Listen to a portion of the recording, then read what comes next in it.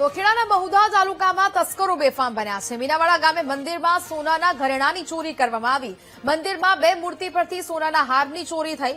મંદિરમાં બાળક સાથે આવેલી મહિલાની આ કરતૂત સામે આવી। માત્ર સેકન્ડોમાં મહિલાએ સોનાનો હાર સેરવી લીધો હોવાનું સામે આવ્યું છે।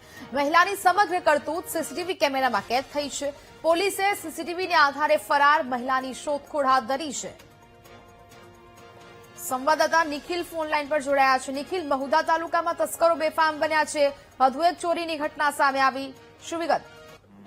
જી, ચોક્કસથી જણાવીશ કે નેહા, ખેડા જિલ્લાના મહુધા તાલુકાના મીનાવાડા ગામમાં દશા માતાજીનું મંદિર આવેલું છે, જ્યાં મંગળવારના દિવસે દર્શનના બહાને એક નાના બાળક સાથે એક મહિલા આવી હતી અને તેણે મંદિરમાં ઘૂસી 2 સોનાના હારની ચોરી કરી હતી। તેણીએ માતાજીની મૂર્તિની બહાર લગાવેલી લોખંડની જાળીનો દરવાજો ખોલીને અંદર પ્રવેશવા માટે અનેક પ્રયાસો કર્યા હતા, પરંતુ અવારનવાર દર્શનાર્થીઓ પસાર થતા હોવાથી તે તકની રાહ જોતી હતી।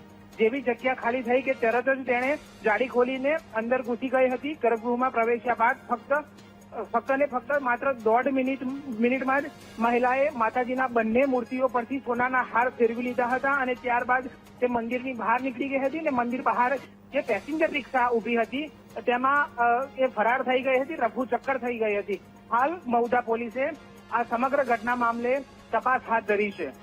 બિલકુલ નિખિલ, જાણકારી બદલ આપનો આભાર।